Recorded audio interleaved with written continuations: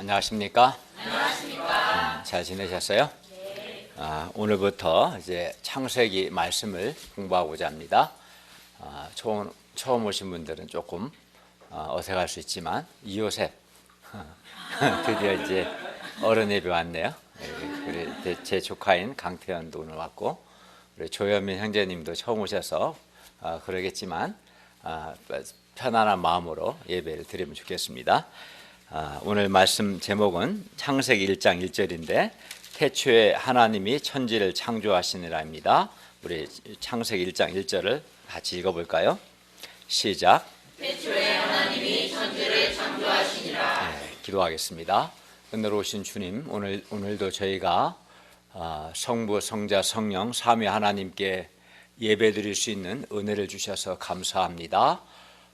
주께서 예배를 통해서 영광과 찬송을 받으시오며 이 자리에 임재하셔서 저희가 주의 말씀을 잘 깨닫고 은혜를 받고 하나님께 대한 소원을 가질 수 있도록 도와주십시오. 예수님의 이름으로 기도하였습니다. 아멘.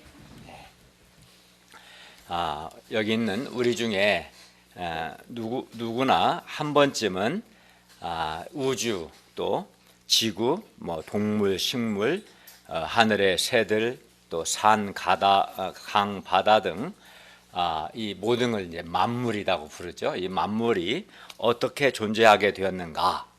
특히 우리가 이제 인간이기 때문에 사람은 어떻게 존재하게 되었는가? 만물의 기원에 대해서 또 사람의 기원에 대해서 아마 고민해 본 적이 있었을 겁니다. 지금까지 과학자들과 철학자들을 포함해서 정말 많은 사람들이 만물이 어떻게 존재하게 되었는가 끊임없이 연구했고 지금도 연구하고 있습니다. 천문학자들은 이제 우주의 기원을 연구하고 있죠. 만물이 어떻게 존재하게 되었는가 아는 것은 매우 중요합니다. 왜 중요합니까? 왜냐하면 만물의 기원을 알 때 인간 존재의 기원, 즉 인간은 어떻게 존재하게 되었고 또 인간은 무엇을 위해서 살아야 하며 또 인간은 어떻게 살아야 바르고 건강하고 의미 있고 또 행복하게 살 수 있는가를 알 수 있기 때문입니다. 그러니까 사람이 어떻게 존재하게 되었는가를 알아야 사람이 무엇을 위해서 살아야 하고 어떻게 살아야 정말 보람이 있고 의미 있고 가치 있고 행복한 삶인가를 알 수 있을 겁니다. 예를 들어 만약에 우리가 우연히 진화론자들이 말하는 것처럼 우연히 존재하게 되었다면 사람에게서 절대적인 존재 의미와 가치를 발견하는 것은 불가능할 겁니다. 우연 속에 어떤 절대적인 가치를 발견할 수는 없을 겁니다. 내가 우연히 존재하게 됐다면 절대적으로 삶을 살아야 할 이유가 없는 거죠. 반면 우리가 창조되었다면 모든 사람은 절대적인 존재 의미와 또 존재 목적, 존재 가치가 반드시 있을 것입니다. 그러니까 하나님이 만약 창조하셨다면 각 사람을 창조하신 분명한 이유, 목적이 있을 겁니다. 그리고 창조주와의 관계 속에서 자신의 존재 의미와 존재 목적, 존재 가치를 발견해야 할 겁니다.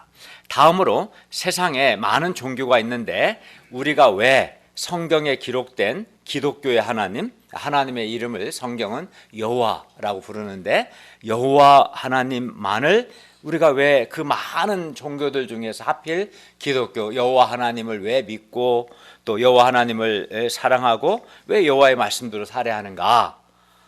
이렇게 또 그래서 어떤 사람은 기독교는 독선적이고 배타적이라고 비난합니다. 그런데 오늘 말씀은 이러한 질문들, 만물이 어떻게 존재하게 되었는가, 인간은 어떻게 살아야 하는가, 또 우리가 왜 성경에 기록된 여호와 하나님만을 믿고 사랑하고 그의 말씀대로 살아야 하는가, 이러한 이유를 가르쳐 줍니다. 오늘 말씀이. 그렇기 때문에 오늘 말씀을 통해서 성경에 기록된 여호와 하나님과 하나님의 말씀에 대해서 우리가 어떠한 자세를 가져야 하는가 배울 수 있기를 기도합니다. 이제 1장 1절을 보십시오. 태초에 하나님이 천지를 창조하시니라. 성경은 태초에 하나님이 천지를 창조하셨다고 선포합니다.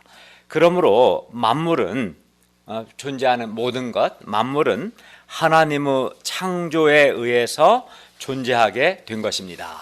즉 만물의 기원은 하나님의 창조입니다. 그리고 2절부터 25절은 하나님께서 6일 동안 구체적으로 어떻게 창조하셨는가를 가르쳐 줍니다. 물론 6일 동안의 창조는 아주 대략적으로 말해줍니다. 과학책은 아니기 때문에 대략적으로 하나님이 어떻게 창조하셨는가를 말씀합니다. 그러면 이제 첫째 날을 보겠습니다.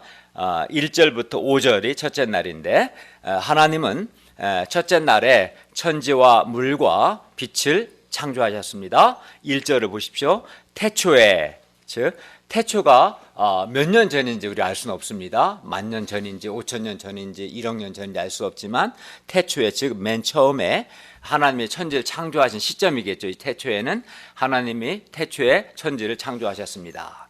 그리고 여기서 천지를 창조하셨는데 천지는 the heavens and the earth로 현재 우주 속의 하늘들, 즉 우주 공간과 하늘들이니까 heavens, 천, 우주 공간과 지구, 우리가 살고 있는 이 지구를 가리킵니다. 광대한 우주와 지구가 우연히 존재하게 된 것이 아니라 1장 1절은 하나님의 창조에 의해 존재하게 되었다고 말씀합니다. 창세기 1장 1절은 만물의 기원에 대해서 태초에 하나님이 천지를 창조하셨다라고 분명하게 선포합니다. 이는 마치 부모가 자기 자식에게 내가 너를 낳았으며 내가 너를 낳았을 때 너의 처음 모습이 어떠했다라고 말하는 것과 같습니다. 부모는 자신이 부모인 것이 너무나 분명하기 때문에 자기 자식에게 자신이 부모임을 증명하려고 하지는 않습니다. 내가 너를 낳았다라고 말할 뿐입니다. 하나님께서도 마찬가지입니다.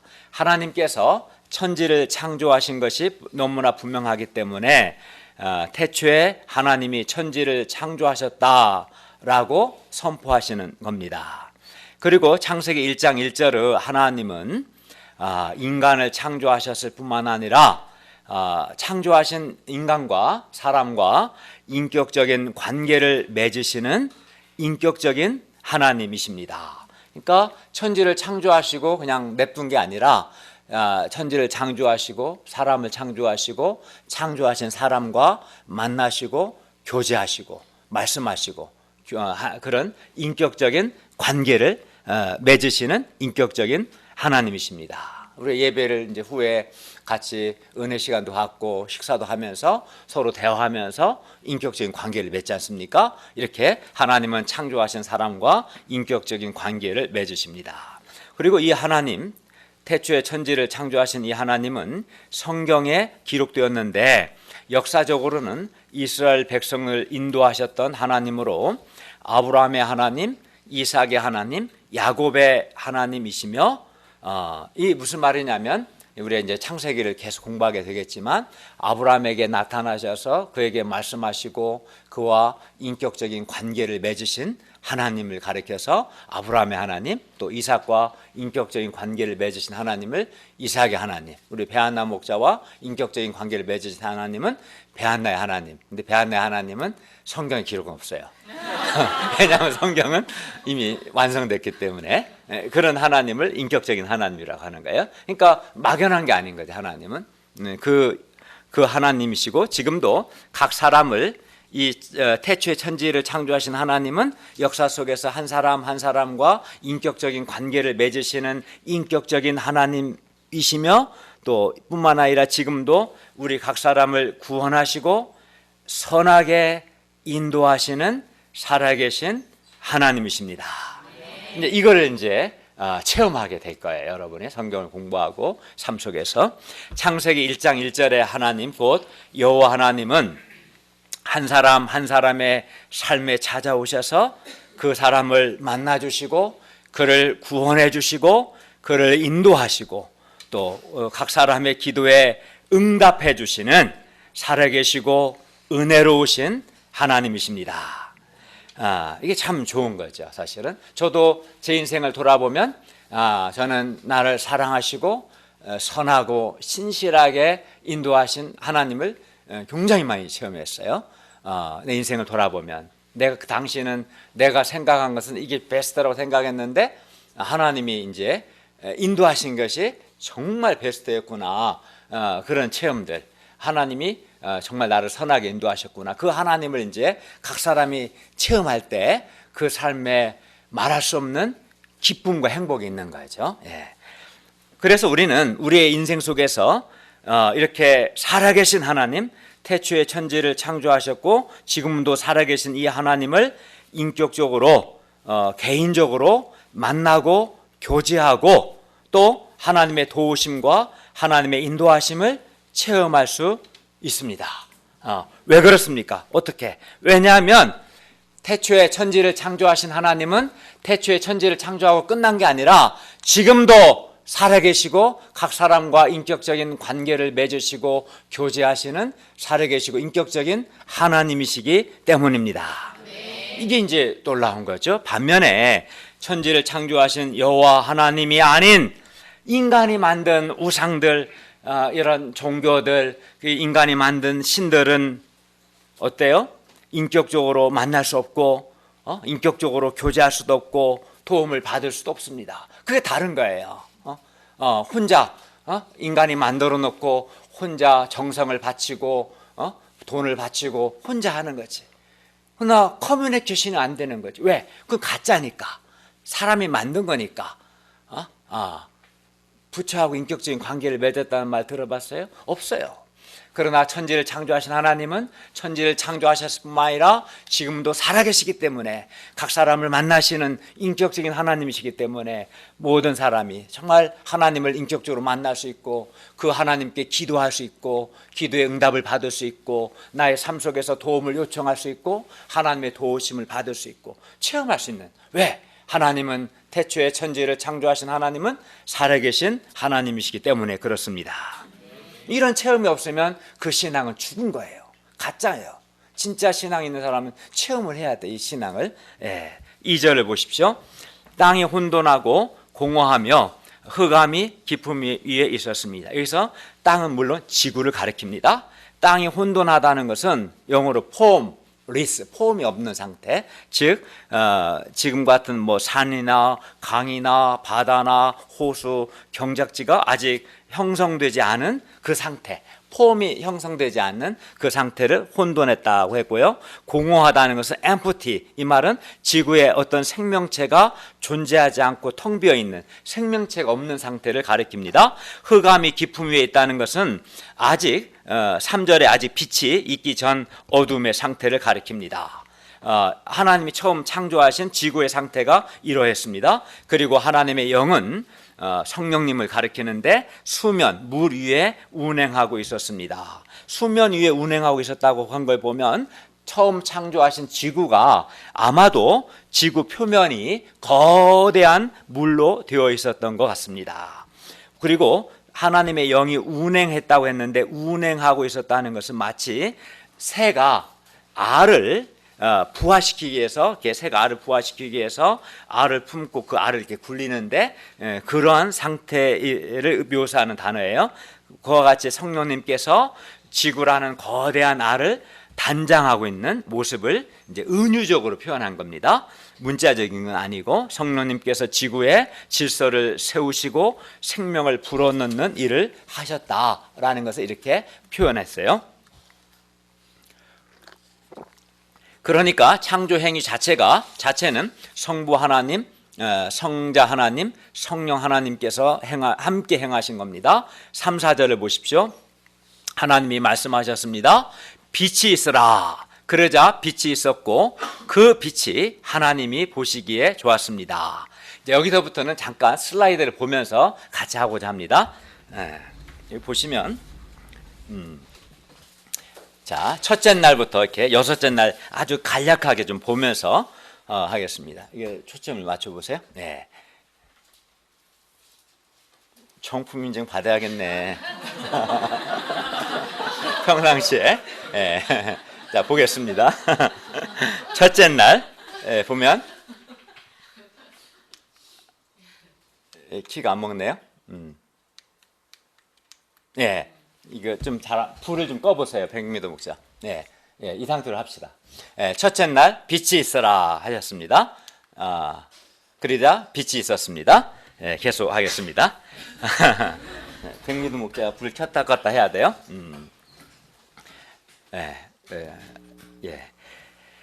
그런데 여기서 이제 하나님이 빛이 있으라 하니까 빛이 있었습니다. 근데 이 빛은 히브리어로 오르라는 단어인데 에너지를 가리키고요. 14절 한번 보세요. 14절에 광명체들이라고 있죠. 이 광명체들은 히브리어로 마오르입니다. 그러니까 1장 3절의 빛은 오르고 14절의 광명체는 마오르로 14절의 광명체는 빛을 담은 물체를 가리킵니다. 그러니까 태양이 빛 자체는 아니고 빛을 담은 물체겠죠. 하나님이 빛과 어둠을 나누사 하나님이 빛을 낮이라 부르시고 어둠을 밤이라 부르셨습니다. 그리고 저녁이 되고 아침이 되니 이는 첫째 날입니다. 이제 둘째 날을 좀 보겠습니다. 6절부터 8절이 둘째 날 창조인데 하나님은 궁창, 둘째 날의 핵심은 궁창입니다. 궁창 위의 물과 궁창 아래의 물을 나누셨습니다. 물론 궁창 아래의 물은 지구겠죠. 궁창을 중심으로 궁창 위의 물과 아래의 물로 나누셨어요. 6절부터 8절을 보겠습니다. 하나님이 또 말씀하셨습니다. 물 가운데에 아까 지구 표면이 거대한 물로 되었다고 했는데 물 가운데 궁창이 있어 물과 물로 나누게 하라. 그러니까 하나님께서 궁창을 만드셔서 궁창이 이제 대기권 하늘인데 궁창을 만드셔서 궁창을 대기권을 중심으로 궁창 아래의 물과 궁창 위의 물을 나누게 하시니 그대로 되었습니다. 7절입니다. 8절을 또 보시면 하나님이 궁창을 뭐라고 부르셨어요? 하늘이라 부르셨고 저녁이 되고 아침이 되니 이는 둘째 날입니다. 자, 보겠습니다. 이 보시면 이게 이제 대기권이죠. 대기권. 궁창은 대기권. 하늘, 우리가 흔히 말하는 하늘 대기권입니다. 이 궁창을 중심으로 궁창 위에 거대한 물과 궁창 아래의 물. 궁창 아래의 물은 지구겠죠. 지구 표면이 물로 되었다. 궁창을 중심으로 궁창 위의 물과 아래의 물로 나누셨습니다. 이게 이제 하늘이죠. 잘 보여요? 구름이죠. 이게 대기권이죠. 여기에 새들이 날지 않습니까? 궁창을 만드셨습니다. 둘째 날에. 첫째 날에 빛을 창조하셨고 둘째 날에 궁창을 창조하셔서 궁창 위의 물과 궁창 아래의 물로 나누셨습니다. 이로써 하나님은 지구를 보호할 수 있는 궁창이 이제 대기권이죠. 대기권이 굉장히 길죠. 몇 킬로 되겠죠. 이 대기권과 또 궁창 위의 물, 즉 수권이죠. 보통 학자들은 단순한 물보다 액상 기체 형태로 아마 되어 있을 거다 이렇게 보는데 어쨌든 지구가 있고 지구를 하늘, 궁창 거대한 대기권으로 지구를 보호하고 있고 그 대기권 위를 또 수권, 그냥 물이든 액상 기체든 물로 또 이렇게 보호하고 이중으로 보호하고 있었어요, 지구를. 그래서 궁창 위에 대기권, 하늘 위에 있는 물로 인해서 비가 내릴 수 있는 환경이 조성되었습니다. 그리고 궁창에는 생명체가 숨을 쉴 수 있는 공기가 있습니다. 궁창을 대기권을 벗어난 데는 공기가 없어요. 거기 나가면 죽어요. 근데 이제 대기권에서는 숨을 쉴 수 있죠. 대기권이 숨을 쉴 수 있는 공기가 있고 궁창은 태양에서 오는 자외선을 막고 적당한 온도를 유지시켜 주어서 모든 생명체를 보호합니다. 그러니까 지구를 이렇게 보호할 수 있는 궁창을 창조하시고 궁창 위에 물을 만드셨어요. 그리고 셋째 날입니다. 셋째 날은 9절부터 13절인데 셋째 날은 핵심은 이제 하나님은 땅과 바다를 나누시고 풀과 각기 종류대로 씨 맺는 채소와 각기 종류대로 씨 가진 열매 맺는 나무를 만드셨습니다. 그러니까 첫째 날은 빛을 창조하셨고 둘째 날은 궁창을 창조하셔서 궁창 위의 물 아래 물 나누셨고 셋째 날은 지구 표면이 물로 되어 있는데 표면을 이제 바다와 육지로 땅과 바다로 분리시키고 땅에 풀과 씨 가진 채소 열매 맺는 나무들을 창조하신 거. 이게 이제 셋째 날 창조 핵심입니다. 9절을 볼까요? 9절을 보시면 하나님은 또 말씀하셨습니다. 천하의 물이 한 곳으로 모이고 묻이 드러나라. 그러자 그대로 되었습니다. 그러한 하나님은 드러난 묻을 뭐라 했어요? 땅이라 부르시고 모인 물을 바다라 부르셨어요. 그러니까 물을 이제 분리시킨 거죠. 물이 모이고 묻이 딱 드러나니까 육지, 땅과 바다가 형성된 거죠.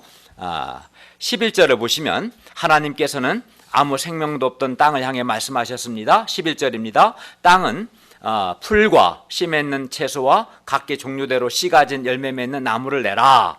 그러자 그대로 되어 땅이 풀과 각기 종류대로 씨 맺는 채소와 각기 종류대로 씨 가진 열매 맺는 나무를 내니 하나님이 보시기에 좋았습니다. 그러니까 셋째 날에는 물로 된 지구 표면을 물을 모이게 하셔서 땅과 바다를 분리시키고 땅에 풀과 채소와 또 각기 종류대로 씨 가진 열매 맺는 나무를 만드셨습니다. 한번 잠깐 볼까요? 네. 이제 셋째 날입니다. 보시면 여기가 이제 보면 어때요? 이게 바다가 여기 땅이 물과 육지가 생긴 거죠, 그죠? 그리고 이렇게 여기 어딘지 모르겠어요. 원래는 다 물인데 묻이 땅이 딱 드러나고 물이 모이고 그러니까 여기를 땅이라고 그러고 여기 바다라고 하죠. 그리고 이제 풀, 그죠? 뭐 채소, 식물 다 채소로 할 수 있겠죠? 이게 뭔지 아세요? 이게 이 키가 잘 안 먹히네. 이게 이름이 너무 위로 올려서 이름이 좀 조절해봐요, 조교. 이게 아니 아래로 내려봐, 아래로 조금만. 아래로 내려봐, 아래로. 저 이름 다 썼는데 안 보여. 아니 이름이 뭐야? 아니. 내려. 더요. 노르기. 아까 봅시다 이제. 이게 들꽃. 응? 뭐 그냥 들꽃도 이쁘다, 그죠? 이게 키가 들국화, 튤립, 백일홍, 장미, 은방울꽃, 개나리. 그리고 상추, 씨 가진 채소. 보시면 나무, 놔두세요, 내가 할 테니까. 그리고 사과. 이제 아까 열매 맺는 나무를 내라. 사과, 귤, 체리, 포도, 석류. 뭐 많은데 아주 그냥 1%도 안 될 거예요. 보여주는 게 바나나, 무화과. 됐죠? 이제 확실히 이제 셋째 날 기억나죠, 그죠? 다음 이제 넷째 날 봅시다. 그래서 넷째 날은 14절부터 19절인데 하나님은 이제 넷째 날은 해와 달과 별들을 만드셨습니다. 14, 15절을 보십시오. 하나님이 또 말씀하셨습니다. 14절을 보세요. 하늘의 궁창, 이 대기권에 광명체들, 즉 빛을 발하는 물체죠. 광명체들이 있어 낮과 밤을 나누게 하고 그것들로 징조, 일삭과 월삭, 날, 계절은 봄, 여름, 가을, 겨울. 그죠? 지구가 태양을 한 바퀴 돌면서 계절이 형성되지 않습니까? 날은 지구가 한 바퀴 도는 게 24시간, 해 1년 365일 해를 이루게 하리라. 그러니까 징조, 계절, 날, 해는 지구, 달, 태양과의 관계 속에서 형성되는 거죠. 하나님 15절을 보시면 하나님이 또 광명체들이 하늘의 궁창에 있어 땅에 비추라 하시니 그대로 되었습니다. 16절부터 18절을 보십시오. 하나님이 두 큰 광명체 뭐겠어요? 해와 달을 만드셨고 큰 광명체 즉 해, 태양으로 하여금 낮을 주관하게 하시며 작은 광명체 달로 하여금 밤을 주관하게 하시며 또 별들을 만드시고 하나님이 그것들을 하늘의 궁창 대기권에 두어서 땅에 비추게 하시며 낮과 밤을 주관하게 하시고 또 빛과 어둠을 나누게 하셨습니다. 그리고 이 모든 것이 하나님이 보시기에 좋았습니다. 이것도 잠깐 보겠어요. 넷째 날은 이제 광명체들을 만드셨다. 해와 달과 별들, 빛을 담은 물체들 보시면 여기가 해고, 달이고, 그리고 별, 그죠? 보여요? 별, 별이죠. 별. 이제 보겠습니다. 다음 다섯째 날.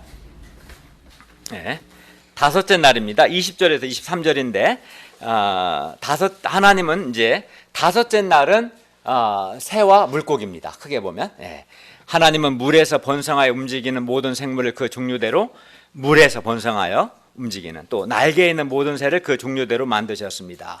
20절과 21절을 보십시오. 하나님께서 또 말씀하셨습니다. 물들은 생물을 번성케 하라. 땅 위 하늘의 궁창 대기권에 새가 나르라. 21절을 보시면 하나님이 고래나 상어와 같은 큰 바다 짐승들과 물에서 번성하여 움직이는 모든 생물을 그 종류대로 날개 있는 모든 새를 그 종류대로 창조하시니 하나님이 보시기에 좋았습니다. 그래서 뭐 예를 들면 물에는 가시, 납질이, 가재, 갈견이, 강준치, 꺽적이, 끄리, 납자루, 누치, 눈불개, 메기, 몰래, 버들, 붕어, 섬진, 자가사리, 치리, 뭐 황소가리, 쉬리 등 물고기들이 하늘에는 비둘기, 뻐꾸기, 까마귀, 문조, 십자매, 카나리아, 모란, 앵무새, 백금아 있고 뭐 호금조 등 새들이 번성케 되었습니다. 이거 외에도 많겠죠. 그리고 하나님이 보시기에 좋았습니다. 잠깐 볼까요? 다섯째 날 풀을 보세요. 여기 보면 이게 물고기인데 보시고 다음 이것도 물고기 다음 그렇죠? 이름을 몰라서 이름 못 썼어요. 물고기. 이것도 물고기. 이건 아니까 문어. 이건 거북이. 그죠? 거북이. 돌고래. 혹등그래? 흑등. 그리고 이제 하늘에는 새. 청둥오리, 기러기, 갈매기, 펠리컨. 뭐야 이거 위로 올라갔다 이거. 없어요? 독수리, 황새, 오리, 공작, 공작. 모르겠어요. 여섯째 날. 그러니까 그렇죠? 다섯째 날은 대기권의 이제 새들과 바다의 물고기죠. 그리고 이제 하나님이 그들에게 복을 주시며 말씀하셨습니다. 22절을 볼까요? 생육하고 번성하여 여러 바닷물에 충만하라. 새들도 땅에 번성하라 하시니라. 생육하고 번성하는 것이 복입니다. 저녁이 되면 아침이 되니 이는 다섯째 날이었습니다. 이제 마지막으로 여섯째 날입니다. 24절에서 31절인데 하나님은 땅의 가축과 기는 것과 짐승을 그 종류대로 만드셨습니다. 24, 25절을 보십시오. 하나님께서 또 말씀하셨습니다. 땅은 생물을 그 종류대로 내되 가축과 기는 것과 땅의 짐승을 종류대로 내라. 그러자 그대로 되었습니다. 가축은 소나 말 등 덩치가 큰 동물을 뜻하고 기는 것은 다리가 없거나 다리가 별로 결정적인 역할을 하지 않는 뱀과 도마뱀과 같은 주로 파충류를, 땅의 짐승은 그 외에 존재하는 모든 짐승들을 가리킵니다. 하나님이 땅의 짐승을 그 종류대로, 가축을 그 종류대로, 땅에 기는 모든 것을 그 종류대로 만드시니 하나님이 보시기에 좋았습니다. 잠깐 또 마지막으로 볼까요? 여섯째 날.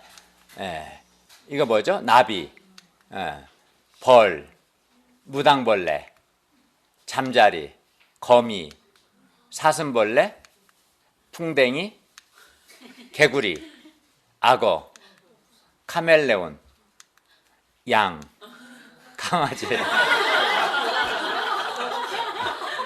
고양이, 코알라, 호랑이, 사자, 코끼리, 코뿔소, 얼룩말, 캥거루, 미어캣. 여기가 끝입니다. 이제 꺼도 돼요. 끄세요.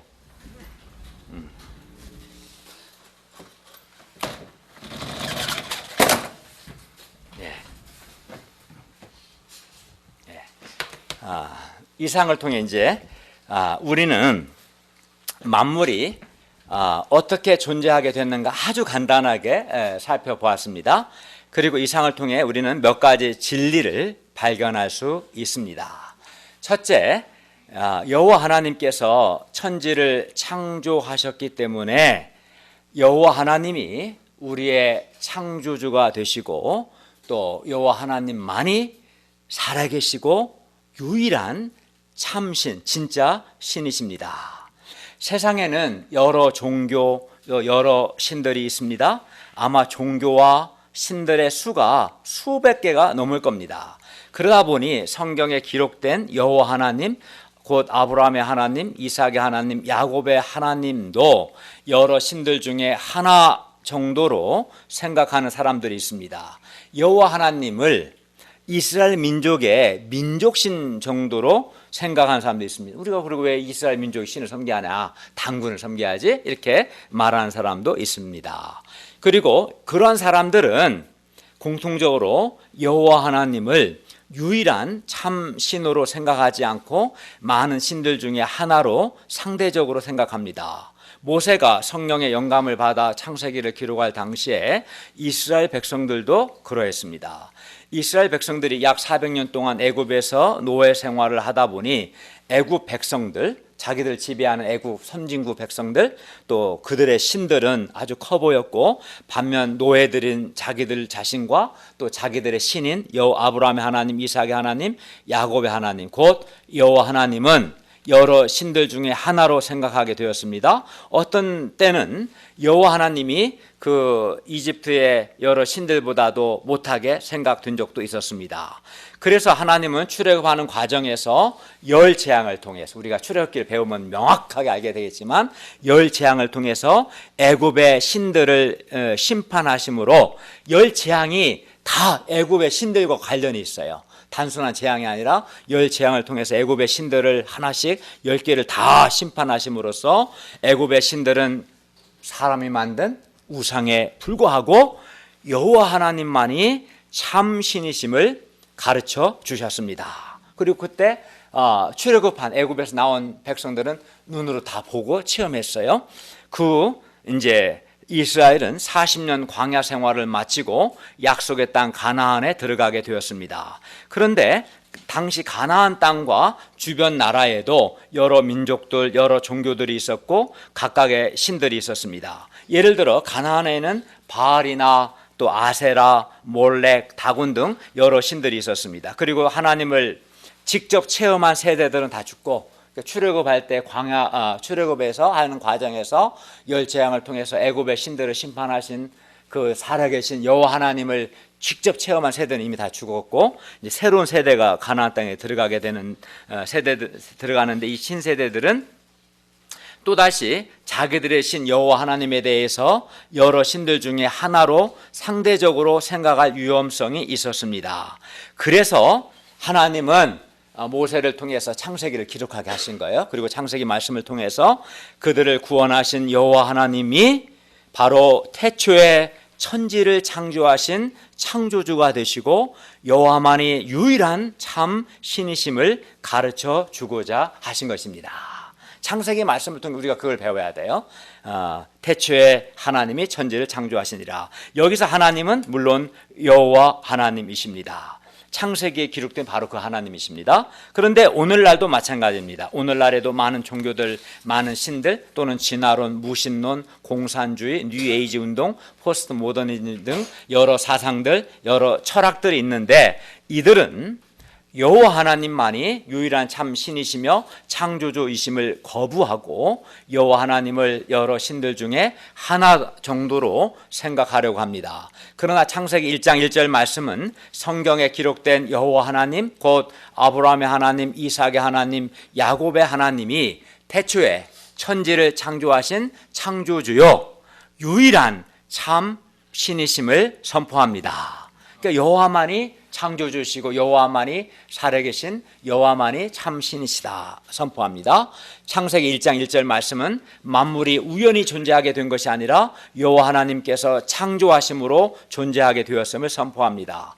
따라서 우리는 여호와 하나님을 여러 신들 중에 하나로 생각하면 안 되고 마음과 뜻과 힘을 다해서 여호와 하나님을 사랑하고 경외하고 그에게 순종해야 합니다. 우리가 왜 여호와 하나님을 마음과 뜻과 힘을 다해 사랑하고 경외하며 여호와 하나님께 왜 순종해야 합니까? 왜냐하면 여호와 하나님만이, 왜냐하면 여호와 외에 다른 신들은 인간이 만든 우상에 불과하고 오직 여호와 하나님만이 태초에 천지를 창조하신, 우리 인간을 창조하신 창조주가 되시고 여호와만이 유일하신 참신이시기 때문에 정말 내가 그를 믿는다면 여호와가 천지를 창조하셨고 여호와만이, 성경 기록된 여호와 하나님만이 유일한 참 하나님 신이시다, 이걸 정말 믿는다면 이 하나님을 마음과 뜻과 힘을 다해서 사랑하고 그에게 순종해야 합니다. 그리고 여호와 하나님께서 천지를 창조하셨을 뿐만 아니라, 창조하시고 뒷짐지고 계신 게 아니라 태초에 천지를 창조하셨을 뿐만 아니라 여호와 하나님께서 지금도, 지금 바로 예배드리는 이 순간에도 지금도 살아계셔서 우리의 생사 화복을 주관하시고, 정말 그렇습니다. 자기 생명을 자기가 주관할 수 있겠어요? 자살은 할 수 있겠지만 자기 생명을 자기가 연장시킬 수 있습니까? 자기 인생의 그 저주와 복을 자기가 결정합니까? 그렇지 않습니다. 지금도 여호와는 천지를 창조하셨을 뿐만 아니라 우리의 생사 화복을 주관하시고 또 우리를 인격적으로 만나주시고 우리와 교제하시며 우리의 삶을 지금도 선하고 신실하게 인도해 주시기 때문에 우리가 여호와 하나님을 마음과 뜻과 힘을 다해서 사랑하고 여호와 하나님께 순종하는 삶을 살아야 합니다. 아멘. 우리가 주일에 이렇게 모여서 예배 드리는 이유도 우리가 예배 드리는 여호와 하나님께서 태초에 천지를 창조하셨기 때문이고 여호와 하나님께서 예수 그리스도 안에서 우리를 구원하셨기 때문입니다. 지금도 살아계시고 우리의 기도에 응답하시고 우리를 도우시고 우리를 인도하시기 때문에 우리는 여호와 하나님을 예배하고 하나님을 사랑하고 하나님께 순종해야 합니다. 이게 창세기 1장이 말씀하는 진리입니다. 여호와께서 천지를 창조하셨고 여호와께서 지금도 살아계시며 우리의 생사 화복을 주관하시고 우리 각 사람을 인격적으로 만나시고 우리를 도우시고 우리를 인도하시기 때문에 우리는 여호와 하나님께 대해서 우리의 마음과 뜻과 힘을 다해서 하나님을 사랑하고 여호와 하나님께 순종해야 한다를 가르쳐 줍니다. 둘째, 하나님은 처음부터 종류대로 창조하셨습니다. 12절을 보면 하나님은 풀과 각기 종류대로 씨 맺는 채소와 각기 종류대로 씨 가진 열매 맺는 나무를 만드셨습니다. 하나님 21절을 보시면 하나님은 또 큰 바다 짐승들과 물에서 번성하여 움직이는 모든 생물을 그 종류대로 또 날개 있는 모든 새를 그 종류대로 창조하셨습니다. 24절을 보시면 하나님은 땅의 짐승을 그 종류대로 가축을 그 종류대로 땅에 기는 모든 것을 그 종류대로 만드셨습니다. 이상에서 하나님은 진화했다는 진화론자들의 주장과 달리 처음부터 하나님은 종류대로 창조하셨습니다. 미생물이 진화해서 어떤 생물이 됐다는 게 아니라 하나님은 처음부터 종류대로 창조하셨습니다. 셋째, 하나님은 질서의 하나님이십니다. 하나님은 4절을 보면 하나님은 빛과 어둠을 나누셨고 또 6절과 7절을 보시면 하나님은 또 물을 궁창 아래의 물과 궁창 위의 물로 나누셨습니다. 9절 10절을 보시면 또 두 사이에 구별이 없던 물과 땅을 나누어서 바다와 육지가 되게 하셨고 바다와 육지 사이에 일정한 경계선을 두어서 물이 그 경계선을 넘어가지 못하게 하셨습니다. 그리고 그것은 하나님이 세우신 질서입니다. 물론 하나님은 우주에 여러 수십억 개가 넘는 별들 사이에서도 질서를 세우셨어요. 그래서 아무 때나 부딪히지 않습니다. 그 수십억 개 넘는 별들이 질서 정연하게 우주를 돕니다. 그러나 만약 이게 하나님이 세우신 질서인데 이걸 통해서 우리는 하나님은 질서를 세우신 질서의 하나님이시다 알 수 있어요. 그러나 만약에 바다와 육지가 뒤섞여 있다면 생각해 보세요. 그러면 뭐라고 그럴까요? 흙탕물이라고 할까요? 바다와 육지가 뒤섞여 있다면 어떻게 될까요? 거기에는 농사를 지을 수 없죠. 온전한 땅이 아니니까. 그렇죠? 그리고 집도 지을 수 없을 겁니다. 물고기들도 생존할 수 없을 겁니다. 바다와 육지가 뒤섞여 있다면. 그래서 하나님은 땅과 바다를 분리시켜서 땅에서 씨 가진 채소와 열매 맺는 나무를 나게 하시고 바다에는 물고기들을 살게 하셨어요. 네. 그래서 각 피조물들이 하나님께서 세우신 질서를 지킬 때 각자가 제대로 존재할 수 있고 생명체들도 그 생명을 유지하며 번성할 수 있습니다. 물이 제 자리를 지키지 않음으로 생긴 쓰나미는 많은 사람의 목숨을 앗아갔습니다. 만약 태양과 지구와 달과 별들 사이에 이 하나님이 세우신 질서가 깨진다면 어떻게 될까요? 별들끼리 부딪히게 되며 지구가 태양으로 끌려 들어가 지구가 조금만 더 태양 가까이 가면 지구는 타버립니다. 아니면 지구가 태양으로부터 조금만 더 멀어지면 지구는 얼어버립니다. 근데 이 하나님 세우신 질서를 지키고 있기 때문에 우리가 생존할 수 있는 거죠. 또 지구와 달이 충돌하거나 별들과 부딪히게 될 겁니다. 질서가 깨지면. 그만큼 질서가 중요한 겁니다. 하나님은 질서의 하나님이시고 그리하여 하나님은 질서를 세우셨습니다. 하다못해 교통질서만 생각해 보세요. 신호등 체계가 있지 않습니까? 근데 차들이 그 신호 체계, 그 질서를 무시하고 자기 가고 싶은 데 가면 완전히 도로가 차들로 뒤섞여서 엉켜서 뭐 사고도 나고 또 보행자는 건너갈 수도 없겠죠. 횡단보도를. 그렇지 않겠어요? 질서는 중요한 거예요. 근데 차량 교통 질서만 있는 게 아닙니다. 한 나라의 국가에도 질서가 있고 가정에도 질서가 있고 하나님과 사람 사이 질서가 있습니다. 그런데 하나님과 사람 사이 또 사람과 사람 사이에도 반드시 지켜야 할 질서가 있습니다.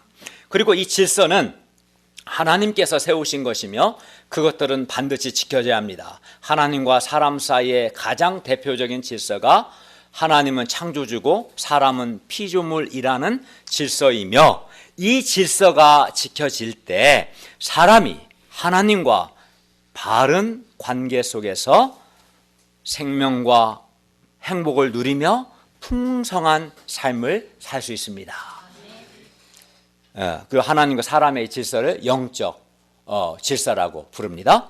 그런데 안타까운 것은 오늘날 불신자들은 말할 것도 없고 신자들마저도 하나님과 사람 사이의 이 영적인 질서를 잘 지키지 않고 있습니다. 그래서 하나님을 창조주로 경외하며 하나님을 사랑하고 하나님께 순종하는 삶을 살지 않습니다. 자기 마음대로 살려고 합니다. 하나님보다 돈과 명예와 사람의 인정과 쾌락을 더 추구합니다. 요즘 애들 표현대로 질서를 개무시하고 삽니다. 내 표현은 아니에요. 요즘 애들 표현은. 그리고 이렇게 창조주 하나님과 그 영적 질서를 지키지 않는 결과 밝고 생명력 있고 풍성한 삶을 살지 못하고 질서를 안 지키니까 대신에 인간은 말할 수 없는 결핍을 경험합니다. 이유를 알 수 없는 불안을 경험하고 허물을 경험합니다. 영혼의 곤고함을 경험합니다. 왜 불행합니까? 왜 결핍을 느낍니까? 왜 불안합니까? 그것은 그 사람이 하나님과 사이에서 질서를 지키지 않기 때문에 그렇습니다. 질서를 지키지 않으니까 영혼이 곤고하고 마음은 알 수 없는 불안이 있고 결핍을 느끼고 생명이 풍성하지 않고 행복을 누리지를 못하는 겁니다. 따라서 우리는 하나님과의 질서를 지켜야 합니다. 그래야 하나님을 나의 창조주로 경외하며 마음과 뜻과 힘을 다해서 하나님을 사랑하고 하나님께 순종해야 합니다. 피조물로서 하나님을 영화롭게 하고 또 하나님께 감사하는 삶을 살아야 합니다. 이것이 피조물로서 우리가 지켜야 할 영적 질서입니다. 그리고 이 영적 질서를 지킬 때 우리에게 뭐가 있을까요? 풍성한 생명과 행복이 주어지는 겁니다. 보세요. 주변 얼굴을 보세요. 하나님과 사람 사이의 질서를 잘 지키는 사람은 정말 행복합니다. 마음이 밝습니다. 얼굴도 밝습니다. 그러나 하나님과 질서를 지키지 않는 사람, 하나님보다 하나님 아닌 다른 걸 추구하는 사람, 하나님께 대한 소원이 없는 사람, 하나님께 대해서 인색한 사람, 하나님께 불순종하기를 밥 먹듯이 하는 사람 보세요. 그에게 진정한 행복이 있습니까? 그는 알 수 없는 불안을 느낄 겁니다. 결핍을 느낄 겁니다. 영혼의 곤고함을 느끼는 겁니다. 질서를 지키지 않기 때문에 인간이 불행한 겁니다. 질서를 지켜야 합니다. 그런데 이렇게 하나님과 사람 사이에만 질서가 있는 겁니다. 있는 것이 아닙니다. 사람과 사람 사이에도 질서가 있고 하나님께서 세우신 사람과 사람 사이에 세우신 질서를 지켜야 합니다. 사람이 질서를 지키지 않는 것은 교만하기 때문입니다. 내 마음대로 살고 싶은 마음 때문입니다. 우리는 하나님께서 세우신 질서를 지킬 수 있기를 바랍니다. 그래야 하나님이 주시는 그 풍성한 생명과 행복을, 만족을 누리기를 바랍니다. 넷째, 이 모든 것이 하나님이 보시기에 좋았습니다. 이는 하나님께서 지으신 모든 것이 처음부터 완벽하고 선하고 아름답게 지어졌음을 의미합니다. 하나님께서 지으신 것 중에 좋지 않은 것이 하나도 없었습니다. 뭐가 반복됩니까? 보시기에 좋았더라, 보시기에 좋았더라, 보시기에 좋았더라 반복됩니다. 다 하나님 마음에 들었습니다. 심지어 땅속의 지렁이조차도 하나님이 보시기에 좋았습니다. 지렁이 배설물은 중요합니다. 지렁이 배설물은 식물의 거름이 됩니다. 그리고 지렁이가 땅속을 막 휘짓고 파짓고 다니면 공간이 생깁니다. 공간이. 그래야 땅속에 공기가 들어가고 식물이 번성할 수 있어요. 굉장히 중요합니다. 하나님이 그냥 지렁이 만든 게 아닙니다. 열심히 다니라. 그래서 공간을 만들고 공기가 들어오고 또 배설물도 쌓아. 그래야 식물이 자랄 수 있어. 하나님 완벽하신 거예요. 보시고 좋았어요. 잘 됐다. 그리고 하나님께서 지으신 모든 것이 하나님이 보시기에 좋은 이유는 이겁니다. 만물이, 하나님 지으신 모든 것이 하나님의 성품을 나타내기 때문에 보시기에 좋았던 거예요. 구체적으로 예를 들어서 만물을 지으시고 그 만물 지으신 만물을 통해서 하나님의 그 능력과 하나님의 인자하심, 하나님의 영광을 드러내기 때문에 하나님이 보시기에 좋았던 거예요. 그러므로 우리가 하나님이 지으신 만물을 볼 때 그걸 보면서 하나님의 능력이 뛰어나구나. 하나님의 뛰어난 능력과 그의 놀라운 지혜를 보고 그의 광대함을 보고 또 하나님의 인자하심과 자비를 맛볼 수 있기를 기도합니다. 믿음의 눈으로 보면 하나님이 자비로우셔서 숨을 쉴 수 있도록 충분한 공기도 주셨고 나무도 주셨고 식물도 주셨고 이렇게 하셨구나. 이것들 이제 또 회도 먹어야 하니까 물고기도 주셨구나.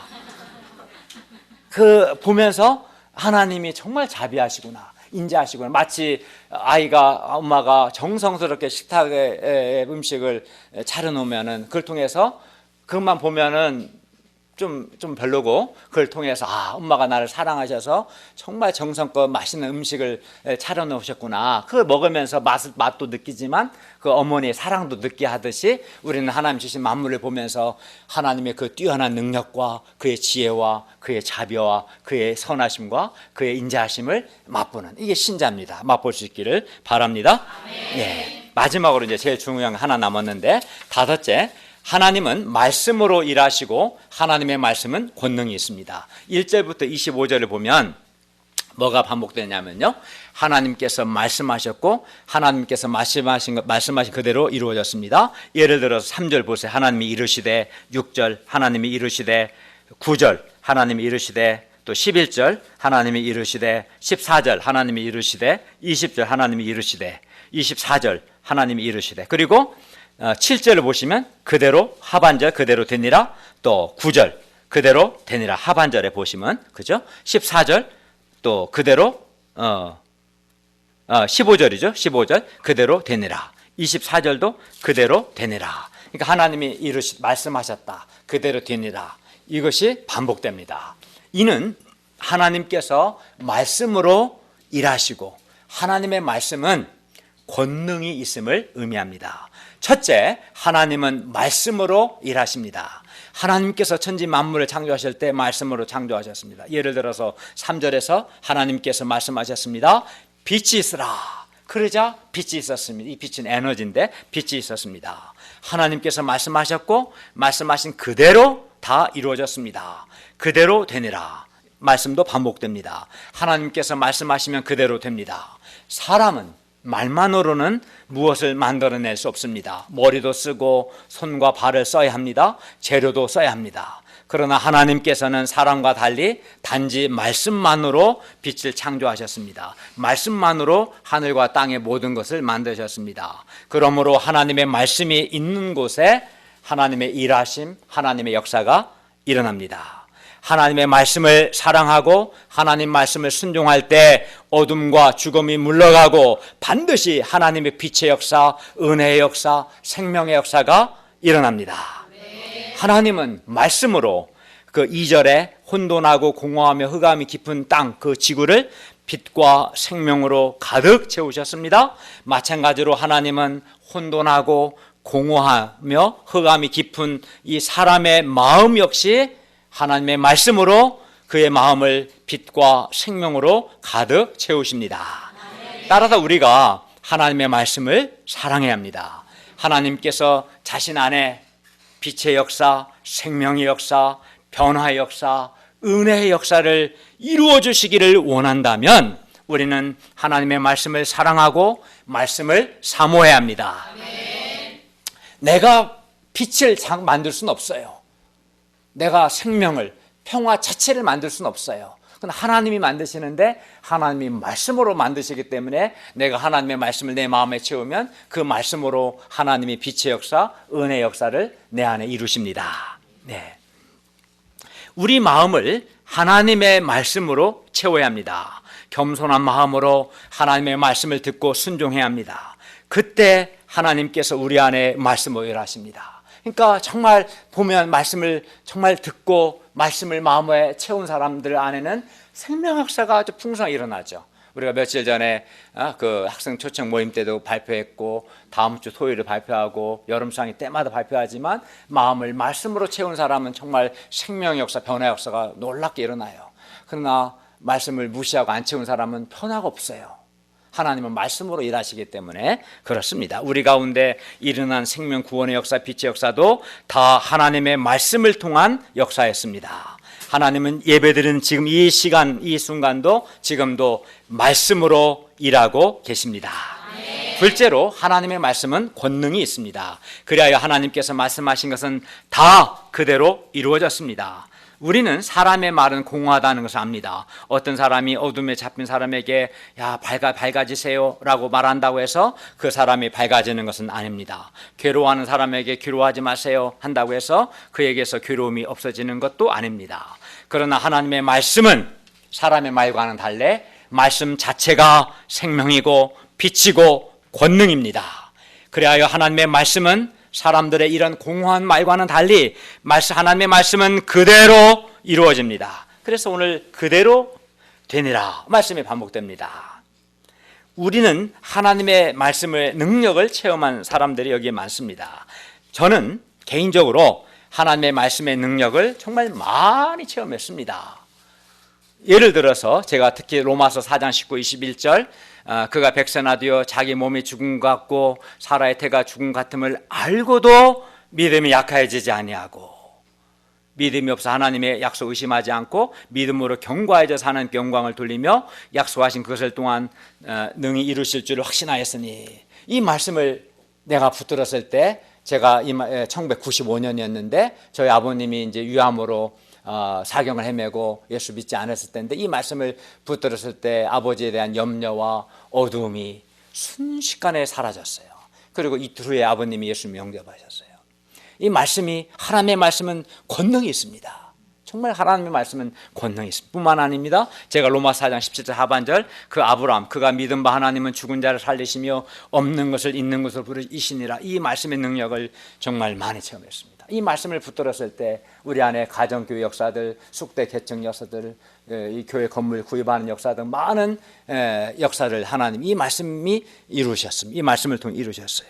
저는 또 요한복음 6장 9절 여기 한 아이가 있어 보리떡 5개와 물고기 2마리를 가지고 있습니다. 그러나 그것이 많은 사람의 얼마나 되겠습니까? 이 말씀의 능력을 또한 많이 체험. 이외에도 하나님의 말씀을 마음에 채웠을 때 그 하나님의 말씀이 내 안에서 빛의 역사, 은혜의 역사 이루시고 뿐만 나를 통해서 놀라운 능력의 역사를 이루셨고 지금 이루고 계십니다. 하나님의 말씀이 우리에게 생명과 빛을 주고 하나님의 말씀이 우리를 변화시킵니다. 하나님의 말씀은 권능이 있습니다. 따라서 우리는 하나님의 말씀의 능력을 믿고 하나님의 말씀을 순종해야 합니다. 그때 하나님의 말씀의 능력이 우리 각 사람에게 나타날 것입니다.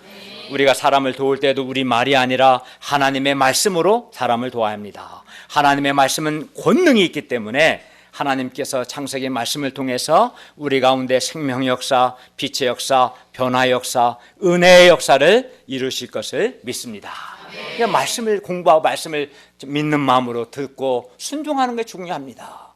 하나님은 인격적이기 때문에 그 사람이 고의적으로 거부하면 그 거부하는 그 사람을 통해서는 아무 일도 안 하십니다. 하나님은 사람을 강제적으로 하지 않습니다. 되게 인격적으로 대하십니다. 한 사람 한 사람을. 또 싫다고 하면 냅둡니다. 우리는 거부할 수 있습니다. 그러나 하나님을 받아들이고 말씀을 받아들이면 하나님의 말씀이 내 내면을 변화시키고 내 안에 놀라운 역사를 이루실 겁니다. 결론입니다. 세상은 우연히 존재하게 된 것이 아니라 성경에 기록된 여호와 하나님의 창조에 의해서 존재하게 되었습니다. 그리고 성경에 기록된 여호와 하나님은 태초에 천지를 창조하신 창조주로 지금도 살아계신 참 신이십니다. 그리고 우리의 생사화복을 주관하시고 지금도 우리를 인도하시고 우리 기도에 응답하시며 우리를 도우십니다. 그러므로 우리는 이 세상 속에서 여호와 하나님만을 마음과 뜻과 힘을 다해서 사랑하고 경외해야 합니다. 하나님의 말씀을 순종해야 합니다. 정말 여호와를 창조주로 믿는다면 하나님을 경외하고 사랑하고 순종해야 합니다. 그것이 이 세상에서 우리가 살아계신 하나님의 복을 받고 하나님이 주신 행복을 누리며 형통하고 승리하는 삶을 사는 비결입니다. 하나님은 또 말씀으로 일하셨고 하나님의 말씀은 권능이 있습니다. 그래야 하나님의 말씀 있는 곳에 하나님의 빛의 역사, 생명 역사, 구원의 역사, 변화의 역사가 일어납니다. 그러므로 우리가 하나님의 말씀을 믿고 순종함으로 하나님의 말씀의 능력을 체험할 수 있기를 간절히 기도합니다. 기도하겠습니다. 은혜로우신 주님, 오늘 말씀을 통해서 여호와 하나님이 천지를 창조하신 창조주 하나님이심을 가르쳐 주셔서 감사합니다. 저희가 창조주 하나님이 지금도 살아계셔서 우리의 생사화복을 주관하시고 우리 각 사람을 도우시며 선하게 인도하심을 믿고 마음과 뜻과 힘을 다해서 하나님을 사랑하고 하나님께 순종하는 삶을 살게 하여 주시고 또 하나님의 말씀으로 우리 마음을 채움으로 하나님의 이루시는 빛의 역사, 은혜의 역사를 우리가 우리 삶 속에서 체험하도록 도와주시옵소서. 예수님의 이름으로 기도하였습니다. 아멘.